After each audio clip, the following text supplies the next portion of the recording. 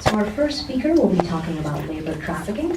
Ms. Jamora Tara Johnson is a certified victim services practitioner for the state of Florida. She has over 20 years of experience in the criminal justice and social service arena. So I'm so happy to be here. Tara, thank you again for entrusting one of your events to me and thinking that I'm worthy of standing here and bringing forth some information that is most important to all of us. Thank you so much for that amazing introduction. So what we're going to talk about, when Tara first reached out to me, and she said, I want you to do labor trafficking. I'm like, what? Why labor trafficking? That's not my area of expertise. I mean, even though I know a lot about labor trafficking, but the majority of the survivors that and you'll hear me use the word survivor a lot, more so than victim. The majority of my experience in working with survivors of trafficking are survivors of sex trafficking. So even though I do know a lot about labor trafficking, but the connection that I have with the survivors that I touch, they have all been victims of sex trafficking. Now, usually when I come into contact or I get a call about a labor person that has been victimized via labor, we do refer them out to the appropriate agency, because more so than not, a lot of the survivors that come into contact with our agency, they're more so foreign victims or immigrants and things like that, and so their needs are somewhat different than a lot of the needs of the sex trafficking survivors that I come into contact with, because the majority of the sex trafficking survivors that I work with are domestic. They're born and raised here. So the needs are different, and sometimes the services are different, but we're gonna dive right in. So with the Broward Human Trafficking Coalition, which was mentioned in my introduction, we are the largest agency in Broward County fighting to eradicate human trafficking. And although we do educate and bring awareness about all forms of trafficking, and we are not a service providing agency, we don't provide services, but the amazing and unique thing about our coalition, and I'm not just saying that because I'm the president, but the amazing and the most unique thing about our organization is that because we have built such amazing partnerships with community-based organizations throughout the Tri-County area, Broward, Dade, and Palm Beach, when we get calls from survivors, when we get calls from law enforcement, when we get calls from people in other states, we have the amazing ability, because of the relationships that we've made, to refer those survivors out to the appropriate agencies. So, just so you know, even though Broward Human Trafficking, we do not provide services, we're not a service provider, we're strictly educational information, you can call us, and I promise you, we'll connect you with the people that you need to be connected with in order for you to get what you need to get, okay? And I'm gonna plug us later shamelessly after this. No shame.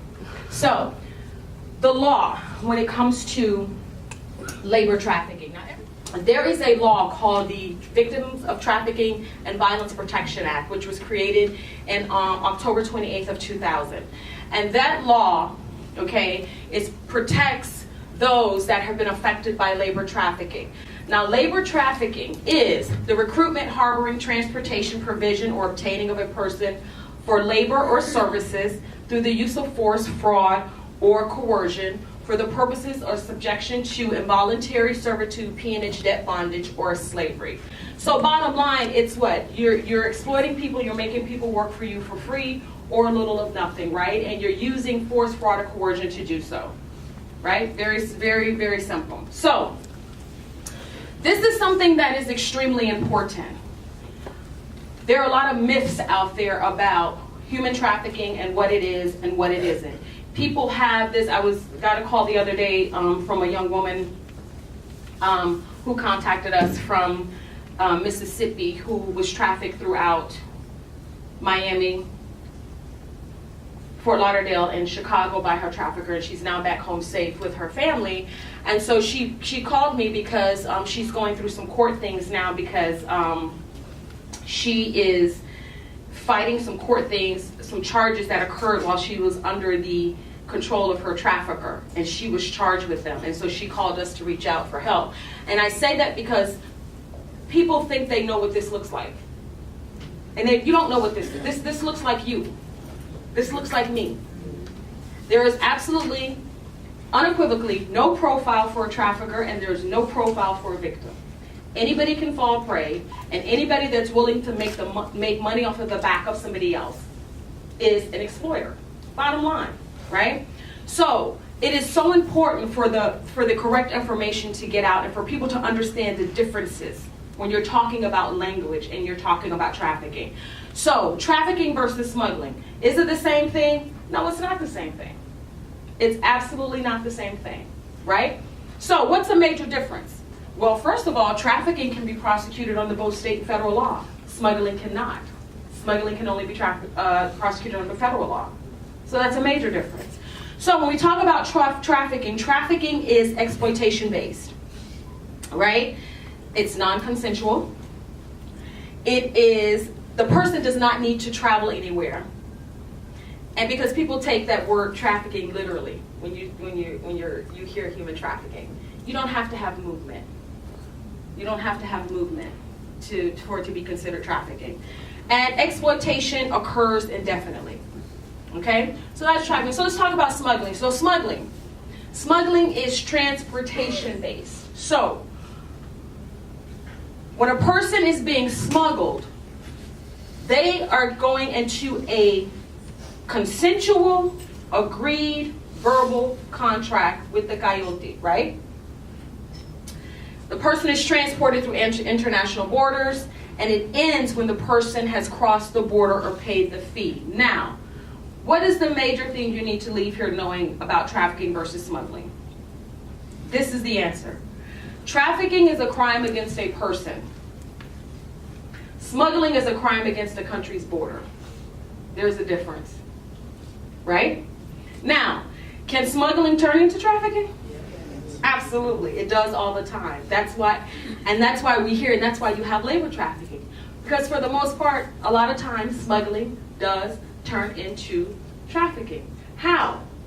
I'm glad you asked. So, when we talk about smuggling, when we're talking about a person agreeing to come into the country, they go into a verbal contract with the coyote and they say, okay, well, I want to come leave my country. I can't feed my family. We're living on a dirt floor.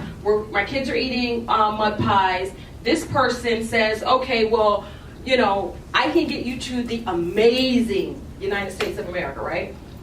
Best place in the world to live, right? Okay. So they go into this verbal contract agreeing, okay, so I'm going to pay you $5,000 to smuggle me into the country, correct? Okay, great. So this person pays the coyote the money. The coyote gets the person across the border, gets the person into the country. And so once the person gets here, what do they need?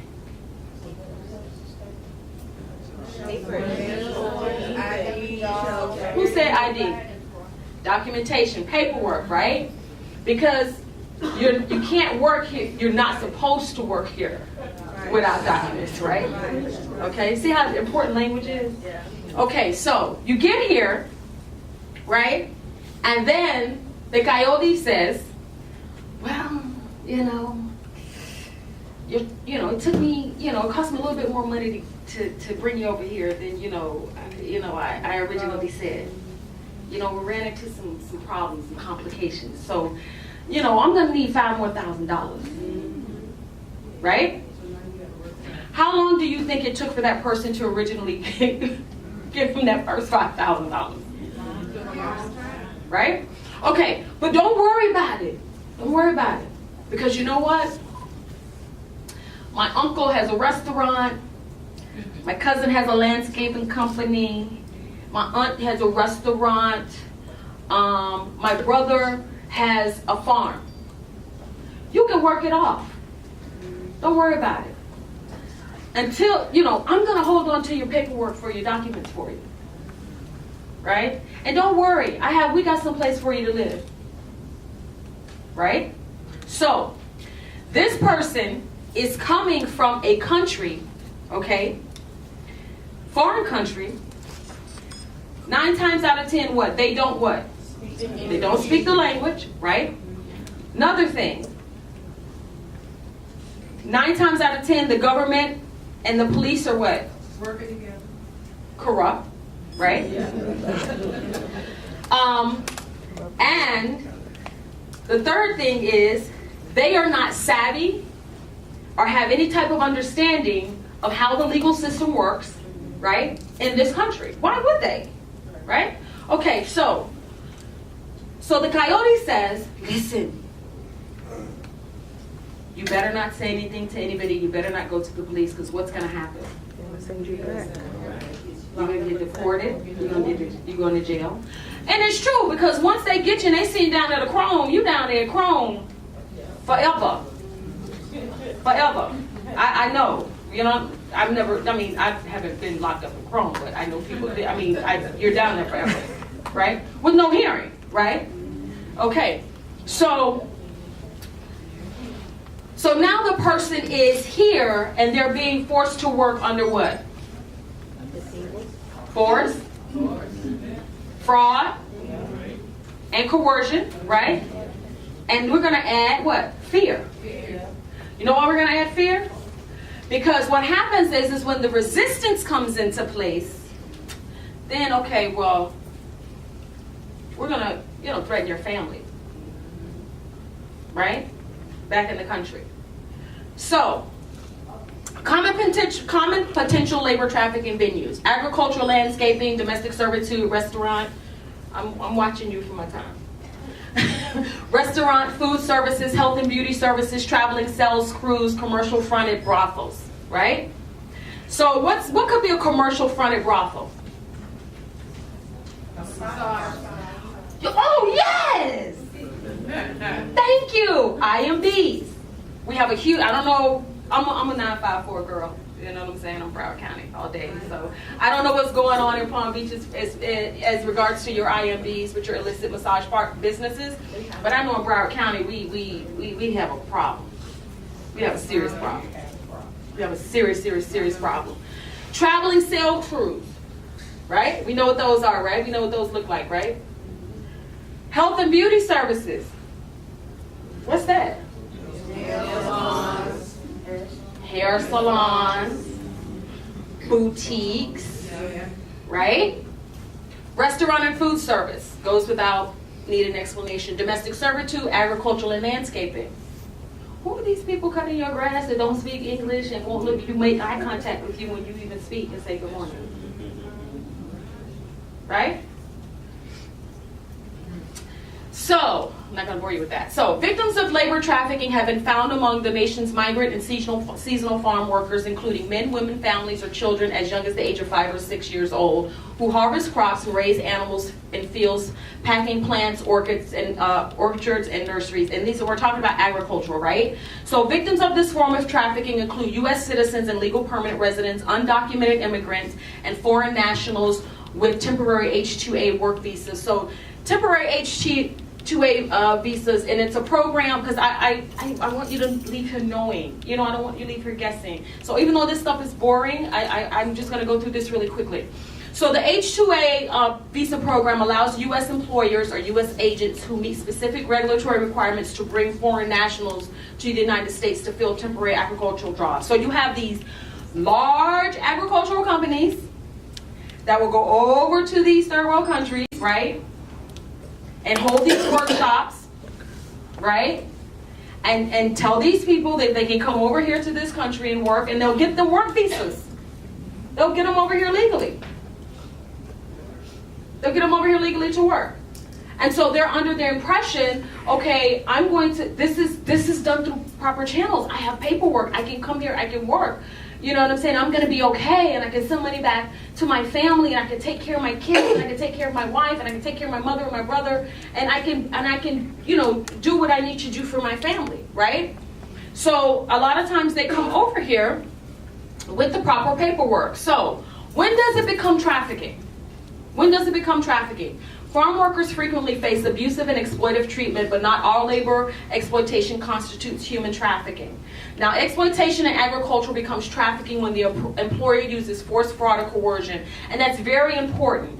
When you're talking about trafficking, labor trafficking, those elements have to be there. Not all three, but you have to have at least one of those elements, right?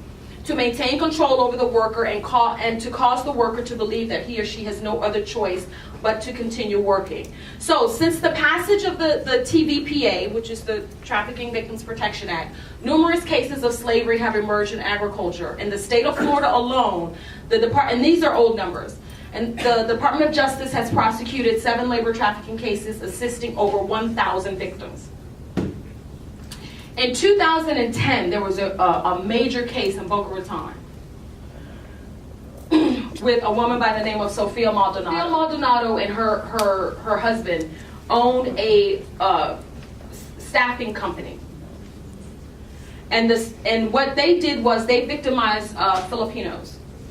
So Sophia would go to the Philippines and hold these workshops, okay? And show them brochures of Boca. Right?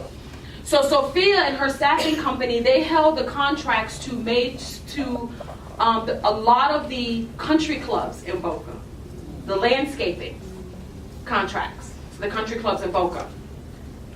So she would go over to the Philippines, and the case I'm talking to you about now was the first major labor trafficking case, here in Florida, in Boca Raton.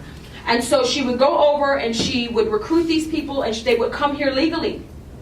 They would fly over. What's the first thing she did when they got off the plane?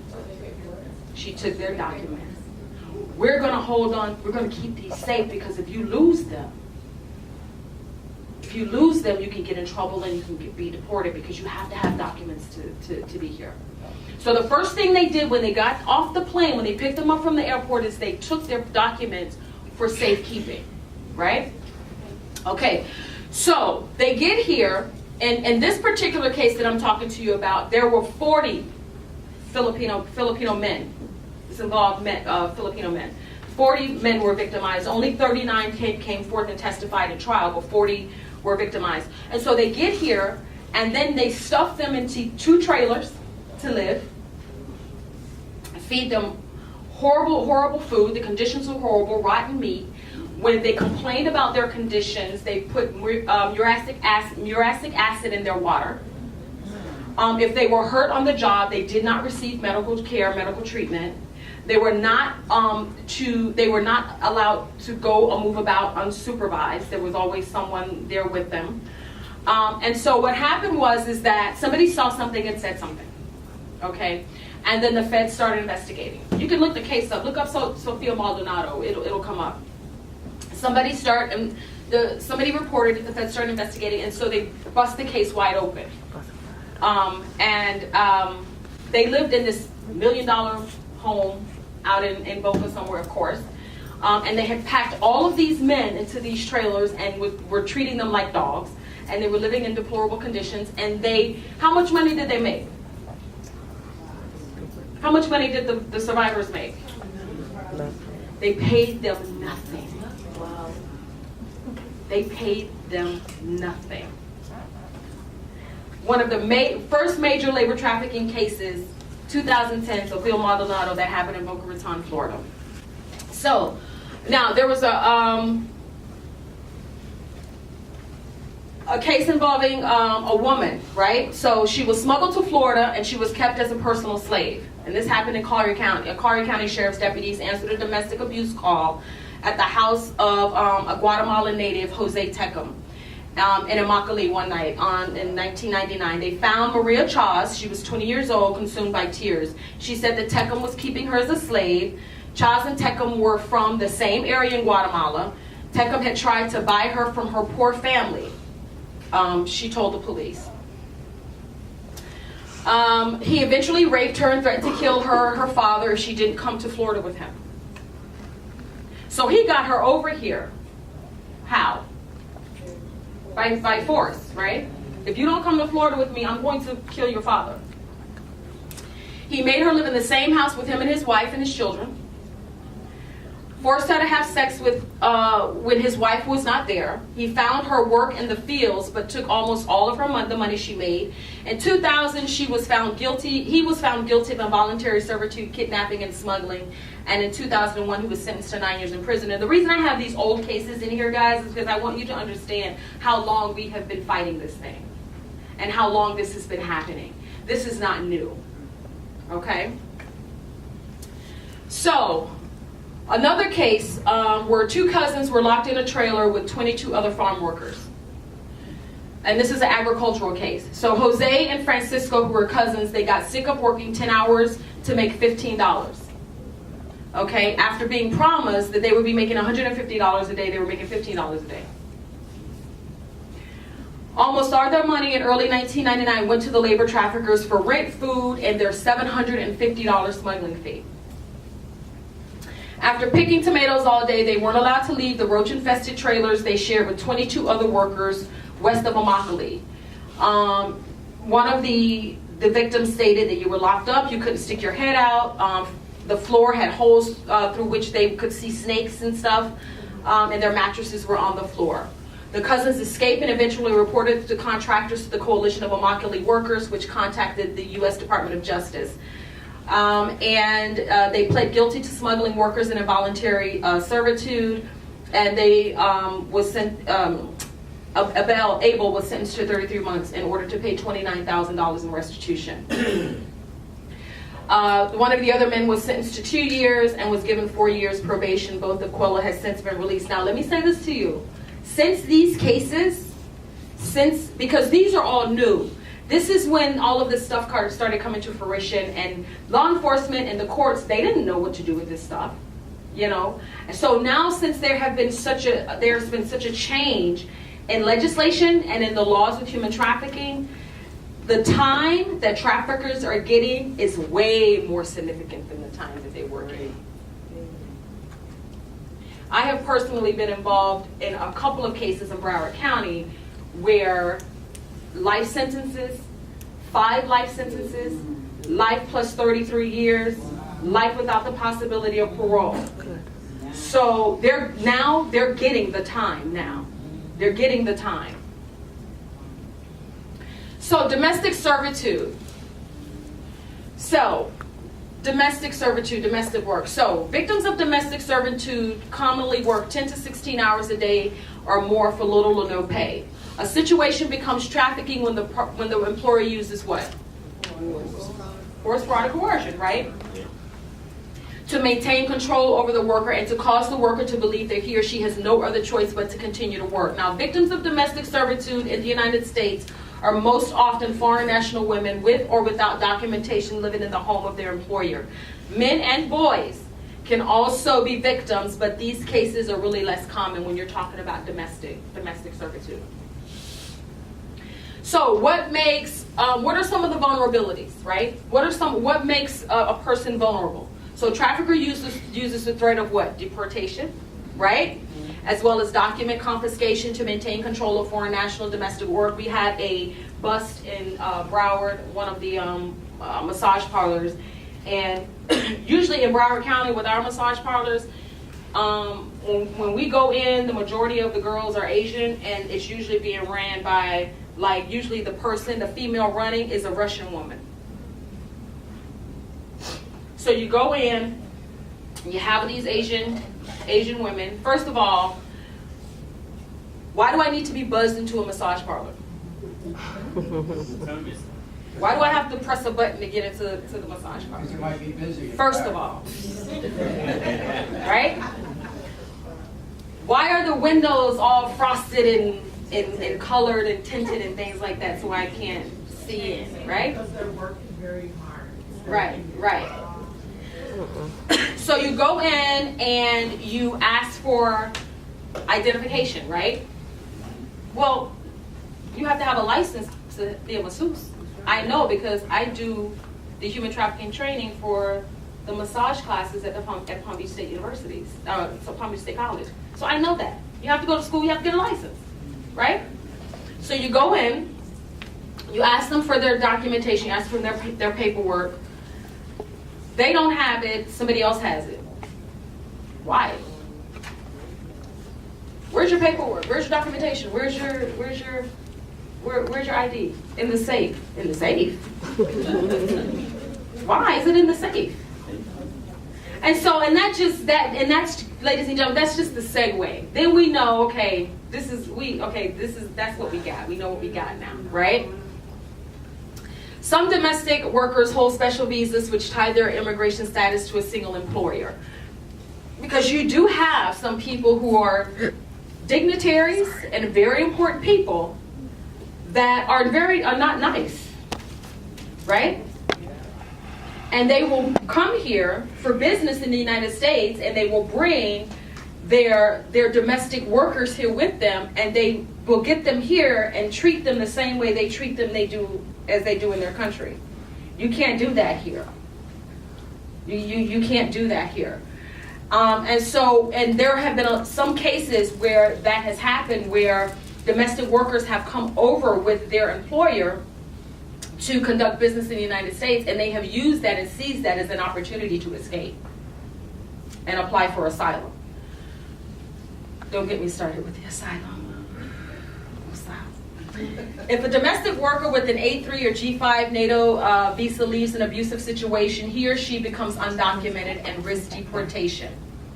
So this is all boring stuff, but this is like what I just wanted to let you know what these visas were about and what they are, who has them. So the A3 and the G5, which is a non-immigrant visas, are specifically for domestic workers, employees of foreign diplomats and international officers, right?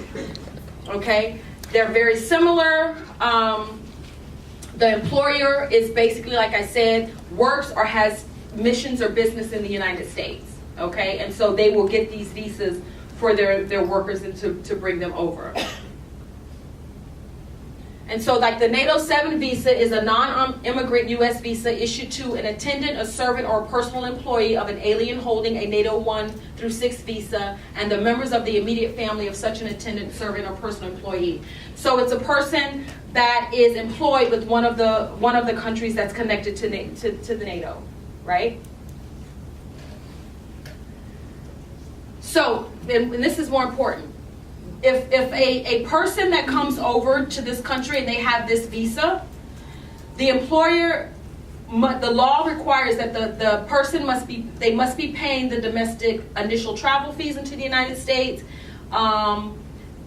demonstrate that he or she will have sufficient funds to provide a fair wage and working conditions as reflected in the contract. So there are rules and guidelines that they have to follow when they come here. And what happens is when they're not following these rules and guidelines, a lot of the survivors will use that as an opportunity to say, listen, this is what's happening to me. I need help. So, vulnerabilities means of control. Traffickers may exert control over their victims through threat of deportation or harm to the victims or the victims' families. I had a case where, and this wasn't a labor trafficking case, this case was a labor trafficking and a sex trafficking case at the same time. I had a woman from Colombia who came over from Colombia she had a business in Colombia. She came over here to buy goods to take back to her store in Colombia. She meets this guy who owned a massage parlor in Plantation, right? Huge dude, right? Owns a massage parlor in Plantation. So I was the night they brought him, they arrested him, they busted the massage parlor and brought him in. I happened to still be in the office that day. I worked in the detective bureau. So my office was with the detectives. And so when they brought him in, I saw them when they brought him in. And I remember saying to myself, I was sitting at my desk, I was like, dang, that's a big dude. That was the first thing that came to my mind when I saw him. Not even knowing what the case was.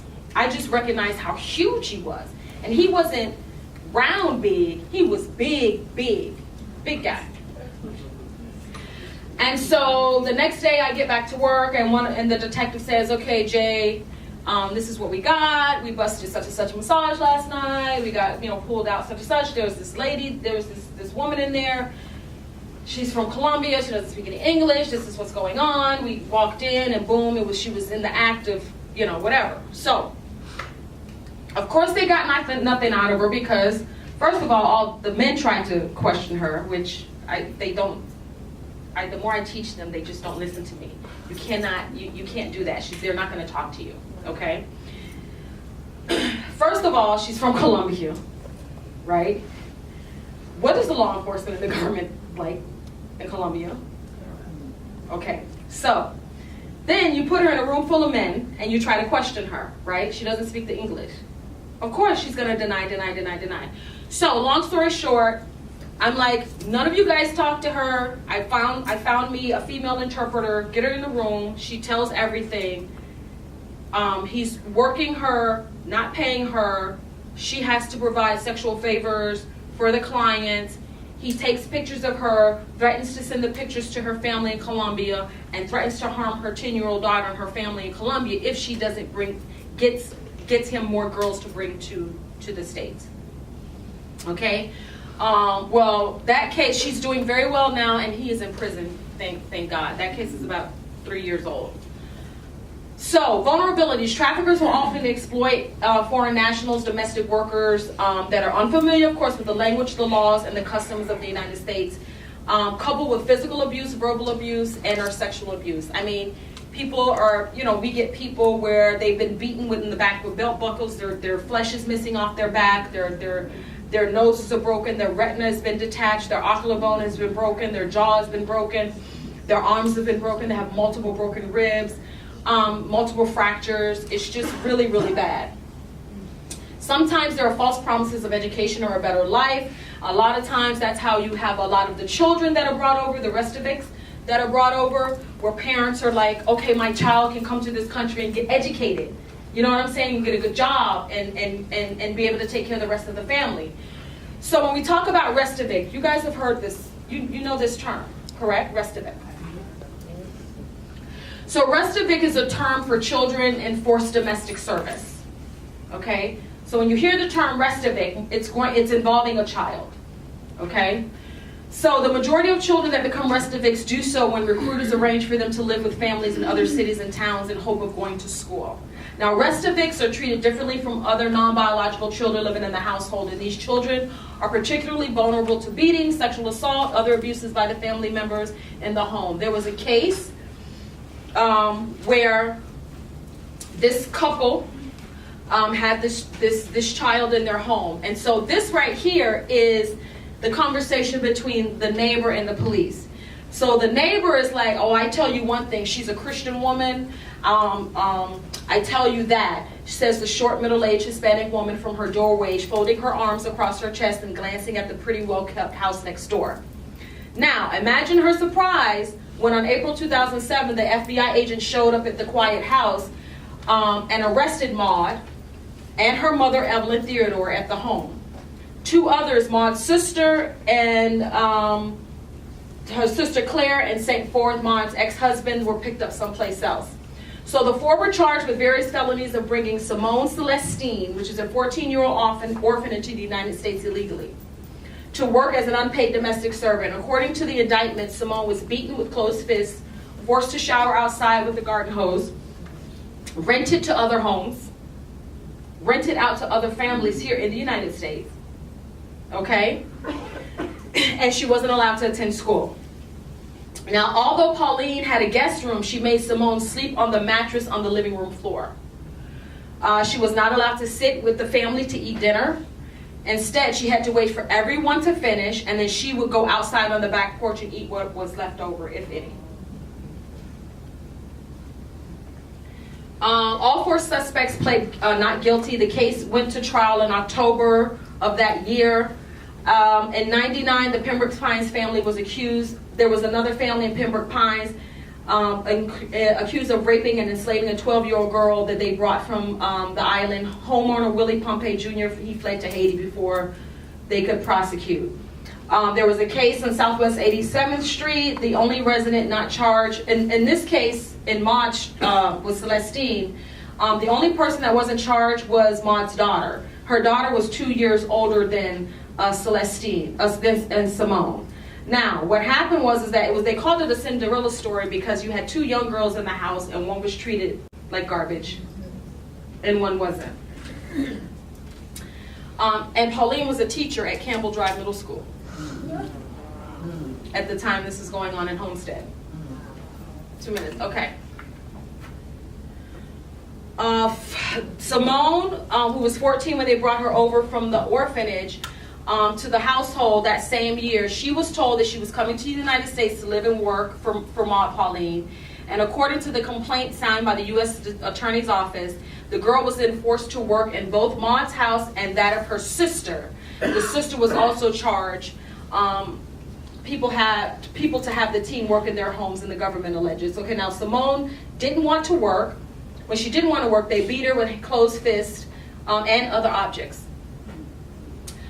She was permitted from using the phone, making friends, talking to anyone, leaving the house by herself, and she remained in the closet in the garage a lot when people came over. At some point, she was able to get away, and she was able to report her story to authorities. She escaped the house. Pauline was sentenced to 87 months in prison, and she had to pay $162,765 in restitution to her. The sister was sentenced to 18 months probation, and she was ordered to pay a $500 fine. So when you're talking about services need, I got 60 seconds. Services in need, you're talking about intake and eligibility of the assessment. You need to know what you're looking at. You need to know, and you need to be culturally competent. Does everybody know what I mean by that? You got to understand who you have sitting before you and the culture of the person that you have sitting before you. You understand what I'm saying? Because sometimes we help wrong, right? And we don't mean to. They need intensive case management. They need housing. They need medical care. They need mental health treatment because of the trauma. They need literacy training. They need legal services because there's going to be immigration issues. So you're going to need to apply for T visas and U visas for these victims, and you know all about that, sir.